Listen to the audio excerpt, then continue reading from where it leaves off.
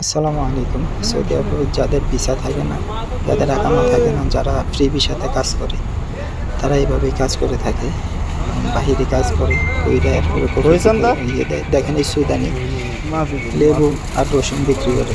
এদিকে অনেক বাঙালি আছে, কাঁচামরিচ, শসা, কলা, কুসা, টমেটো, ভেন্ডি, ক্যাপসিকাম এভাবে বিক্রি করে।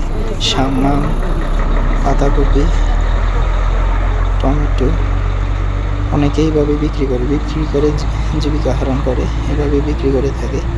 এখানে অনেকে কিস করে 5 টাকা 2 টাকা করে বিক্রি করে, অনেকে আলু পেঁয়াজ বিক্রি করে জীবিকা আহরণ করে। অনেকে ভাবে সৌদি আরবে অনেক টাকা পয়সা, আসলেই মনে হয় অনেক টাকা। অনেকেই আসে আইসা কাজ পায় না, কফিল পায় না, আকামা পায় না, অনেক কষ্ট করে শেষ পর্যন্ত চলে যেতে হয়। যারা ফ্রি ভিসা এভাবেই তারা বিক্রি করে, এই মানে সৌদি আরবে এই সুকের মধ্যে যারা কাজ করে এইভাবেই বিক্রি করে।